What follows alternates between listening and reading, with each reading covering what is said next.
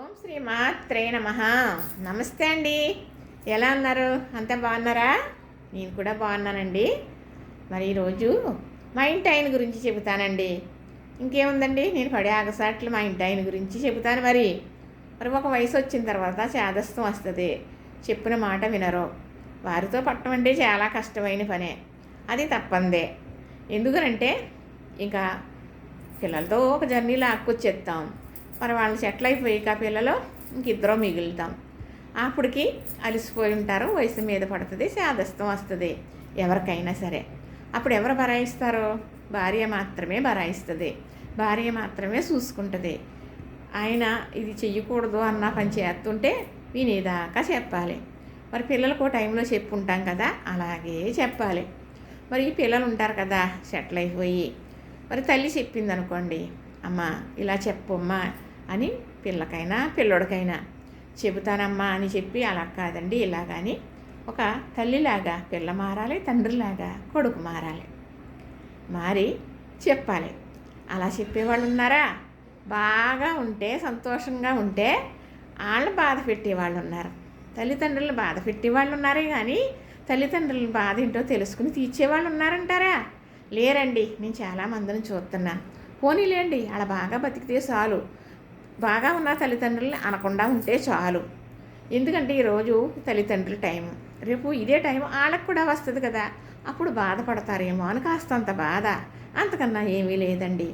తల్లిదండ్రులుగా పిల్లలు తల్లిదండ్రుల పట్ల మారితే చాలా బాగుంటుంది.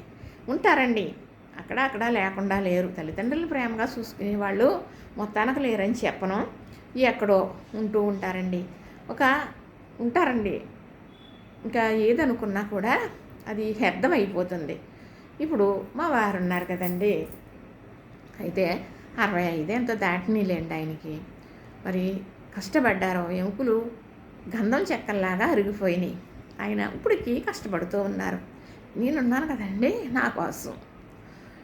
అది నేను అనుకుంటానండి, ఎవరో చూడరు ఈయన్ని, నేను లేకపోతే ఎవరో చూడరు ఈయన్ని అని చాలా మాటలు బాధపడ్డ రోజులు ఉన్నాయి.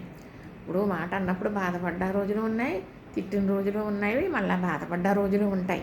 ఇది సంసారం. భార్యను భర్త అనుకోవటం, భర్తను భార్య అనుకోవటం, మళ్ళీ ఏకం అవటం, ఇది తప్పదు కదా. కొడుకింటికి వెళ్ళామా 10 రోజులు ఉంటామా, ఎరువేనండి, ఇదిలాగా ఉంటుంది. నాన్నలాగా స్వతంత్రం ఉండదు. కూతురింటికి వెళ్ళామా అంతకన్నా ఎరువులాగా ఉంటుంది. మన ఇంట్లో మనం ఒక పూట వండుకు తిన్నా ఆ స్వతంత్రం ఏరేగా ఉంటుంది ఏ తల్లిదండ్రులకైనా కూడా. సరే, అయితే మా వారికి కాలుకి దెబ్బ తగిలిందని చెప్పడం జరిగింది కొన్ని వీడియోల్లో. మా మరిది గారు శంకుస్థాపన చేసుకుంటుంటే అప్పుడు శాతక్క బండి అండి, 20 సంవత్సరాలు అవుతుంది. ఆ శాతక్క బండి మీద ఎక్కడికైనా ఇద్దరం వెళ్తాం కదా, అది ఇలా చిన్న రోడ్లు ఇలా తిప్పుతూ ఉంటే రాళ్ళు ఉన్నాయండి, రోడ్డు మీద రాళ్ళు లెగిసిపోయి ఉన్నాయి. రోడ్డు పెద్ద పెద్ద రాళ్ళు, ఇంతంత రాళ్ళు. ఆ చక్రం రాడెక్కిందో ఏంటో మరి తిరిగిపోయింది, పడిపోయాం ఇద్దరం కూడా. ఆయన కాలు మీద బండి ఉండిపోయింది. నేను ఇలా పడిపోయానండి. చెయ్యి ఇలాగా ఆనింది. ఇదిగో ఇది ఇలాగ ఉంటుందండి, మరి దుమ్మో ఏమో తెలియదు, ఎక్కువ గిప్పి ఏమి ఉండదు నాకు. అయితే ఈ కాలు మీద పడిపోవటం ఆయనకి మొత్తం మరి కవులు మొత్తం లోపల ఏం జరిగింది తిరగలేదులేండి, కానీ తిరగలేదు. కాలు అయితేని మధ్యాహ్నానికి ఇంత లావు అయిపోయింది, నడవలేని పరిస్థితి అయిపోయారు. అయితే ఆయన నేటి వైద్యం పిచ్చండి, అదే వాడారు. మళ్ళీ తర్వాత ఇంగ్లీష్ మెడిసిన్ వాడారు. ఏదేమైతే మాత్రం లోపల కొంచెం నరాలు నలిగి శరీరం నలిగి ఇక్కడ కాలు దగ్గర ఇక్కడ ఇలా ఉంటుంది కదండి, కాలు ఇక్కడ అలాగా పుండొత్తూ ఉంటుంది అన్నమాట, శరీరం పాడైనట్టు. మళ్ళీ అది అలా మెల్లగా తగ్గుతుంది. ఒకసారి 6 మాసాలు 8 మాసాలు 8 నెలలు 6 నెలలు పడుద్ది, ఒక్కోసారి సంవత్సరం పడుద్ది. అలాగే ఆయాకేసి ఈయాకేసి ఎత్తు అలాగే ఉంటారు. పోరాడి కాకినాడ హాస్పిటల్ చాలా బాగా గొప్ప స్పెషలిస్ట్ అండి ఆయన. అయితే మా కోడలో అన్నగారు రావాలి మీరు, ఆయన కాలు ఆపరేషన్ చేసేది కూడా చెయ్యరు, అంత బాగా తగ్గుతుంది కాళ్ళు. మామయ్య గారిని బతిమలాడి తీసుకెళ్ళారు. వెళ్ళాక కాలే తీసేయాలంటారేమో అనుకున్నాం. కానీ ఆయన రాసిన ట్యాబ్లెట్లకి 3 రోజులు వాడేటప్పటికి మట్టి మాయం అయిపోయిందండి. కాలు చక్కగా ఆరిపోయింది, పుండు అనేది తగ్గిపోయింది. అయితే ఆ తగ్గింది, బాగుందన్నారు ఆయన. ఇంక వైట్ అండ్ వైట్ వచ్చారని చాలా గౌరవంగా చూసేవారండి, చూస్తారాయన. ఆయన పెద్ద ఆయనండి. అయితే అలా చాలామందికి హాస్పిటల్కి మేము పంపించడం జరిగింది. కాళ్ళకి ప్రాబ్లం చాలామందికి వచ్చేస్తున్నాయి కదండి ఇప్పుడు.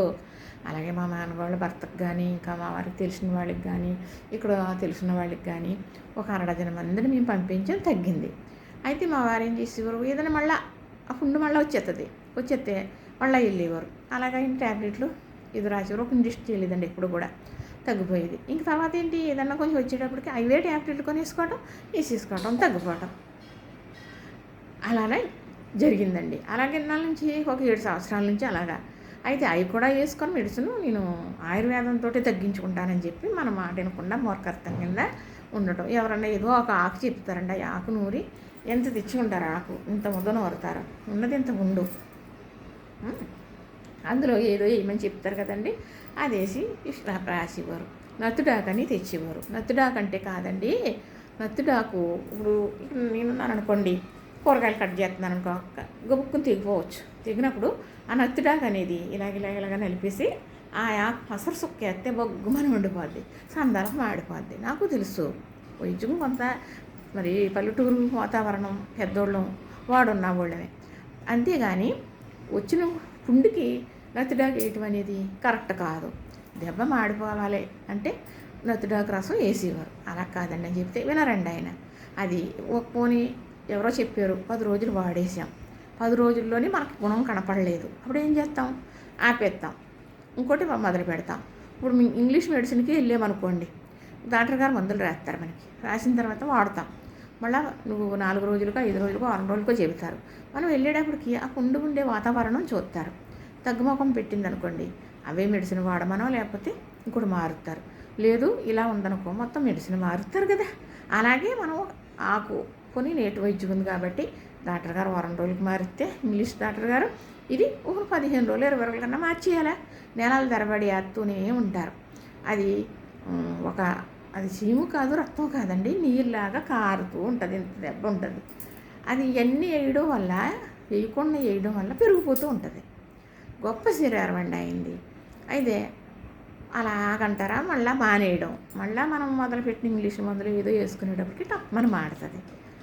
మళ్ళీ ఆయనకి మళ్ళీ వచ్చేస్తుంది. ఎలా అంటే ఇప్పుడు ఆయన చేసేది లేతు వర్క్, దానికి వెల్డింగులు చేస్తారండి, గ్యాస్ వెల్డింగ్ చేస్తారు కొన్నిటికి. అప్పుడు నీరుసులు చెదురుతాయి, ఆ నీరుసుకి పడుతుంది అనమాట. నేనదే అంట, సాక్స్లు అవి ఉండాలి, తీసేయకూడదు, ఆ నీరుస సాక్స్ మీద పడుతుంది. అది పడింది అనుకోండి, చిన్న అన్నం పడింది అనుకో, అది కోతిపుండి బెమరాక్షసులా పెరుగుతుంది అనమాట. అలాగ అనుకోకుండా దానికి అదే కన్నం పట్టడం కూడా వద్దా, శరీరం అక్కడ అలాగా మొత్తం మీద ఉంటుంది. అయితే అది ఏది ఏమైనా అది శరీరానికే కానీ మరి నరాలకి కాదు, ఎముకలకి కాదు. అలా అయితే ఆయన నడకుంటుందంటారా, నడవగలరంటారా? అది నరాల్లో ఫాల్ట్ ఉన్నా, ఎముకలో ఫాల్ట్ ఉన్నా ఆయన నడవలేరు కదండి. అది తెలిసిపోతుంది కదా. కానీ మహారాజులాగా టీవీగా నడుపుతారు. ఏమన్నా కొంచెం నొప్పి ఉన్నప్పుడు కొంత కనుక నడిచారని కొంచెం ఎక్కువ యాక్షన్ కూడా చేస్తారులేండి. అప్పుడు ఎంత బాధ వస్తుందంటేనండి, ఆ భగవంతుడికి తెలుసు, ఏంటి ఇలా ఉండి మనిషి కుంటితో నడుపుతారా ఏంటి అని బాధ అనిపించదు కదండి. సగభాగం అయినప్పుడు బాధే కదా, ఈ భాగమే దెబ్బతిన్నట్టు కదా. అయితే మా మరిది నూరుకొచ్చాడటండి, ఏదో గానుగ చిట్టాకు ఏదో నూరుకొచ్చి ఆందం వేసి పసుపు వేసి ఉడికించి ముద్ద పట్టుకొచ్చి ఇచ్చాడంట. అది ఈ పుండి ఇక్కడ ఉందనుకోండి, ఎంత పుండి అనుకోండి, ఆ పుండికి ఇంత అంత అంటించేసి చక్కగా అది జారకుండా ఏ గాజు గుడ్డు లాంటిదో కట్టుకోవాలి కదండి. ఇంత ముద్ద కాలంతా మొత్తం ఎత్తేసినట్టు వేసేసి కాలు చుట్టూను దానికి మైకా కవర్ కట్టేస్తున్నారండి. మైకా కవర్ కడితే ఇంకేమన్నా ఉందండి, అసలు ఉన్నదే పొయ్యిలు ఏం తొత్తది అన్నట్టు గాలి తగలదు కదా, ఊరికి కారిపోతూ ఉంది. ఆ మైకా కవర్ తీటిలోకి ఆ దెబ్బన్న అక్కడ తెల్లగా కాలిపోయినట్టు అయిపోయి లతుకుమంటే అయిపోయింది. చూస్తాను రోజు, చెబితే వినరు. ఏం చేయాలి? ఎలాగైతే అలా కాదండి, మీరు పెట్టుకుంటున్నారు ఆ పసరం, అది కన్నంలా ఉంది కదా, అందులో పెట్టేసి కట్టేసేసుకోండి గుడ్డ. సాయంత్రం తీసేస్తున్నారు కదా, అది కడిగేయండి, గాలి తగలనివ్వండి, పొద్దున మళ్ళీ పెట్టుకోండి. గాజు గుడ్డ మాత్రమే కట్టండి, లేదా కాటన్ వస్త్రం ఏదన్నా కట్టండి, అది ఊడిపోతుంది అనుకుంటే అని చెప్తే వినలేదండి. వినకపోతే ఆ అబ్బాయి అండి, మా మరిది నాకు తెలదు ఆ అబ్బాయి నూరించుకుని ఉడకబెట్టి పట్టుకొచ్చి ఇస్తున్నాడు ఇంత అలాగని. అంటే ఏమన్నా అలాంటివి చెప్పారనుకోండి, మాకు ఇంట్లో కలవ ఉందండి, రాతి కలవ ఉంటుందని ఊరుకుంటాం కదా, అది బ్యాగులో పెట్టుకుని ఇప్పుడు పట్టుకుపోయారు. ఏంటి ఇక్కడ కలవ ఉండాలి లేదని అన్నాళ్ళకో నేను చూసేటప్పుడు లేదు బయట బాల్కనీలోని. ఏమైంది సాయంత్రం వచ్చే కడిగితే లేదు షాపు దగ్గర ఉందన్నారు. అప్పుడు ఎవరో ఏదో ఆకు చెప్తే అది నూరు కొనక అక్కడ పట్టుకుపోయారు అండి. అలాగే అక్కడ ఏదో నూరుకుని వేసుకుంటున్నారేమో అనుకున్నాను నేను. ఈ పిల్లడు 2 నెలలు పట్టుకొచ్చాడండి మా మధ్య గారు. ఆ ఆకు నూరుకుని ఆందం వేసి పసుపు వేసి ఉడికించి పట్టుకురావటం ఇంట్లో. అలాగా 1 రోజు 2 రోజులోను ఎక్కడ కుదురుతుందండి ఎవరికన్నానా, నాకు తెలియదు. అది పసర కొంపు మొత్తం మీద ఆ ఆకు దొరక్క ఏంటో తెచ్చిపోడు అక్కడికి. నేను తెచ్చుకుంటాను రాకు చెప్పంటే అడగడగ్గా చెప్తే ఆ యాప్ ఇంకెక్కడో చెప్తుందని మొత్తం దూసి వేసుకుని తను తెచ్చేసి ఇంత దాకలా వేసేసి ఆందం చేసా 2 లీటర్ల బాటిల్ కొనుక్కొచ్చారండి. మీకు వీడియో తీసి పెడదాం అనుకున్నాను, పెట్టలేదు. కొనుక్కొచ్చి ఆ ఆందం వేసి పసుపు వేసి ఉడికించి ఒక డబ్బాలో పెట్టుకుని మూతెట్టుకుని పట్టుకెళ్ళి 2 రోజులకో 3 రోజులకో తెచ్చేయడం. అది ఏమన్నా తినేదంటారా? ఇంత పెట్టుకునేదానికి అంత ఇంత ముద్ద నూరుకుంటారు ఇంత గుండెకి. అవి చేసేటోడు మళ్ళీ తెచ్చాడు. ఏమండి ఇది ఎక్కడా లేదు, పారుద్రం కింద ఉంది, పసర కొంపు వచ్చేస్తుంది, పోనీలే వస్తే బరాయింతానో అదేమో తగ్గట్లేదు అట్లేదు, ఎలాగండి అని చాలా బాధపడుతుంటే పిల్లలకు చెప్పినా ఎవరికి చెప్పినా ఏం చెప్పినా ఏంటండి నండి, ఇప్పుడు ఎవరో నాదనుకునే బాధ్యత ఉండదు, ఎవరి కోసం వాళ్ళు చూసుకుంటారండి అంతే. ఎవరైనా కాదు, ఇంట్లో వాళ్ళైనా బయట వాళ్ళైనా ఎవరన్నా మరి మంచి ఎవరు పోగొట్టుకుంటారో వాళ్ళ మంచిని వాళ్ళు కాపాడుకుంటారు కదా. అయితే మొత్తం మీద నా మాట మీరు వింటలేదు కదా, నేను ఇంకా నేను చెప్పలేను. ఇంకా ఏ దండా లేదు, నా వల్ల కావట్లేదు. నా ఎందు దయించి కాకినాడ డాక్టర్ గారు రాశారు కదా, ఆ బిళ్ళలు తెచ్చుకోండి 10 వేసుకోండి చూడండి. మీరు యాక్ కూడా రాసుకోండి, మానయ్యద్దు యాక్ కూడా నువ్వు నూరుకుని పెట్టుకోండి, ఇది మానేమని చెప్పట్లేదు నేను అని బామలాడానండి. బామలాడితే మొత్తం మీద 6 డజన్ బిళ్ళలు తెచ్చుకున్నారండి.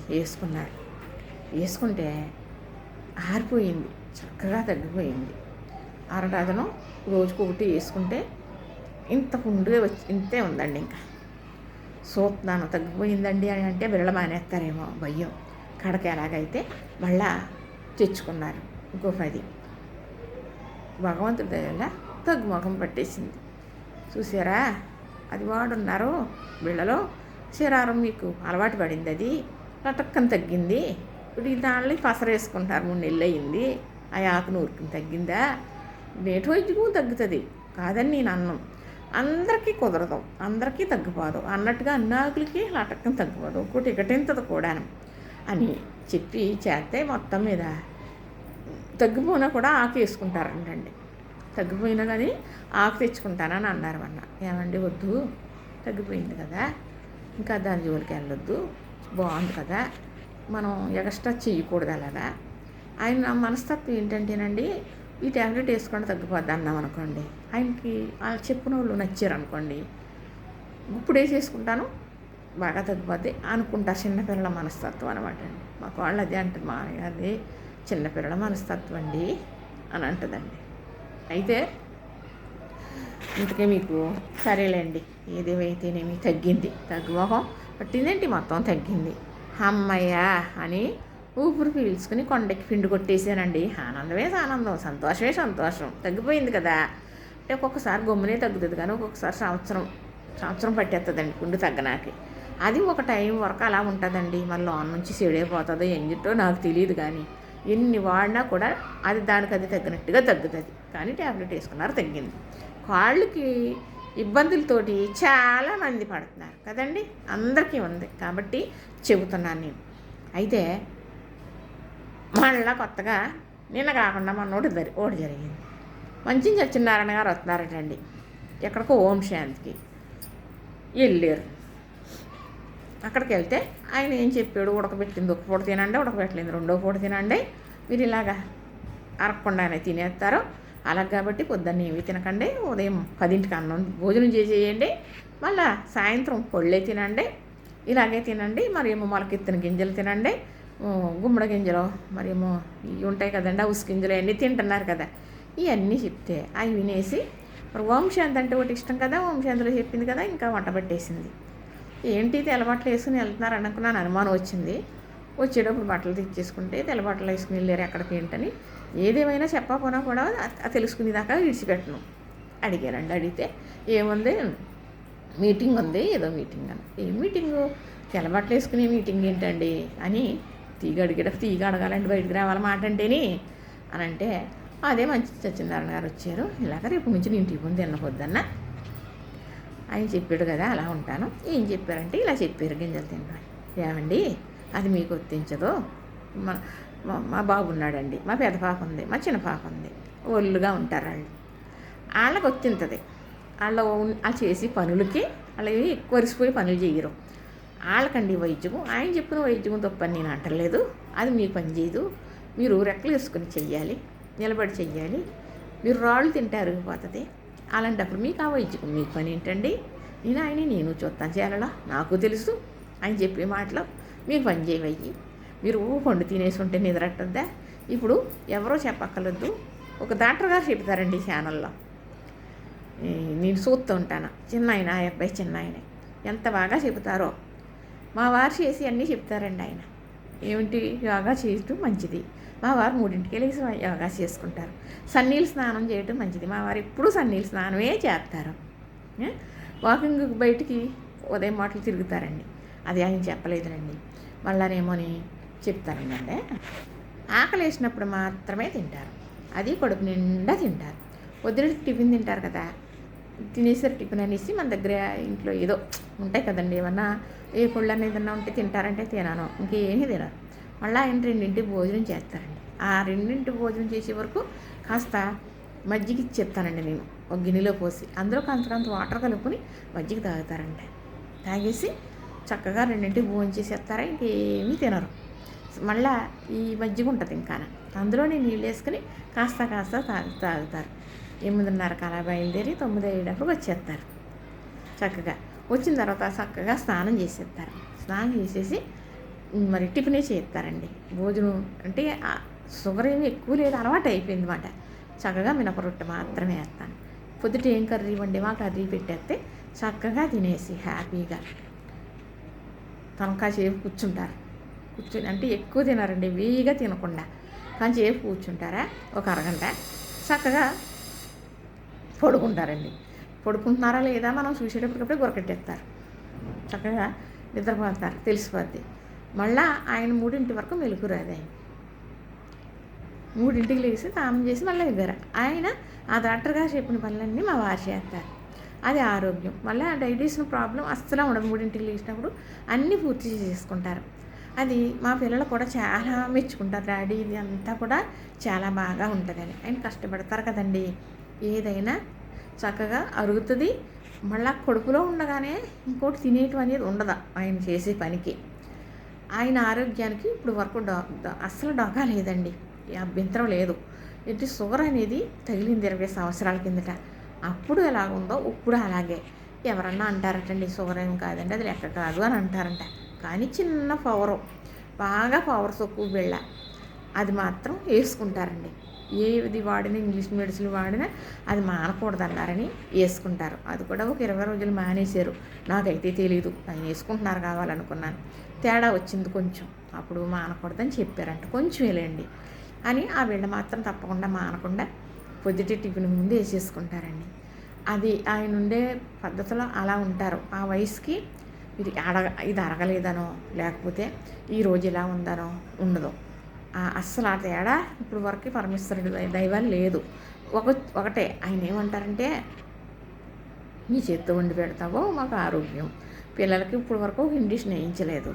వాళ్ళ కాపురాలు చేసుకున్న పిల్లలు పుట్టేసిన నాకు అలాగే మీ అమ్మ చేతి వంట మనకి గొప్ప ఆరోగ్యం అని అంటారనుకోండి. అయితే అంత ఆరోగ్యంగా ఉన్న మనిషి ఇంతకీ ఈ ఓంశాంతికి వెళ్ళారు కదండి. చెప్పడం మర్చిపోతున్నాను, టైం చూస్తే అయిపోతుంది. చెప్పారు కదా ఆయన ఇలా చేస్తానన్నారు. ఇలా కాదండి అని చెప్పాను నేను. మనకు వర్తించదో మంచి చిన్నారు కానీ చేసి చెప్పేవి అని చెబితే మరి విన్నారు కదండి. నేను చెప్తే కాదు, ఇలా నాకులాగా ఇంకొకళ్ళు ఎవరొకళ్ళు 2 3 చెప్పాలి. అప్పుడు అవును అనుకుంటారనమాట. అనేటప్పటికి దేవుడు ఉంటాడులేండి, ఆయన వాళ్ళే సహాయం చేసేస్తారు, ఆయన వాళ్ళే మనకి సర్ది చెప్పేస్తారు అని అనుకోకూడదు. దేవుడు ఉన్నాడు. అయితే ఆ గింజలు అయ్యి తెచ్చుకోవడం, గుమ్మడి గింజలు అయ్యినని వెళ్ళారటండి. మాకు కూడా ఇక్కడ ఏదో అంటారు, ఏదో బజార్ అంటారు కదండి, వెళ్ళలేదు ఎప్పుడు నాకు తెలియదు. వెళ్తేనే ఏమన్నాడంటేనంటండి ఆ కొట్లో, ఇవన్నీ మీకు ఎందుకండి, మీకు అవసరమా, మీకు ఏం అవసరం లేదు, మీరు ఎలాగో చేస్తారని ఈ విధానం అడిగారండి. మీరు చేసేది బంగారం బ్రహ్మాండం, మీకు గుమ్మడి గింజలు వద్దు, పుచ్చ గింజలు వద్దు, పళ్ళు వద్దు, మీరు ఎలాగున్నారో అలాగుండండి, వెళ్ళిపోండి అన్నారండి. అమ్ముకోనకు షాపు పెట్టుకున్న వాళ్ళు వాళ్ళు అమ్ముకోవచ్చు కదండి, అలా ఎందుకన్నారు వాళ్ళు? దేవుడు అక్కడ ఉన్నాడు చూసారా. నేను చెప్పుకోలేకపోతున్నాను. ఇప్పుడు మళ్ళీ ఇది ఎంతవరకు వస్తుందో. నిన్న పొద్దుట టిఫిన్ తినకుండా వెళ్ళిపోయారు, టిఫిన్ తిన్నాను. ఇంకా ఎంతో బాధమాట. ఇదేంటి ఇన్ని రకాలు చేసినా బాధపడ్డాను, కానీ మొత్తానికి తిండి కాడ ఇది తిన్న అది తిన్న అంటున్నారా. ఆయన చేసే పని ఏమో ఇలాంటి పని, బలం కావాలి. తను బలహీనం అయిపోతే ఏమవుతాం? అలా ఎవరు చూస్తారండి? ఎవరు చూడరు. ఏంటి భగవంతుడా, ఈయన మనసు మార్చాలి, ఎక్కడి నుంచి వస్తాడు ఈ దేవుడు అనుకుని నిన్న చాలా బాధపడుతూ ఉన్నానండి. నేను సాయంత్రం వచ్చేటప్పటికి అదేమీ ఇది కాదులే, ఇలాగ వెళ్ళాను, మీకు ఎందుకని తిట్టారు, నువ్వు ఎలా పెడతావు అలాగే పెట్టిద్ది అలే అన్నారు, నేను బాధపడుతున్నానని.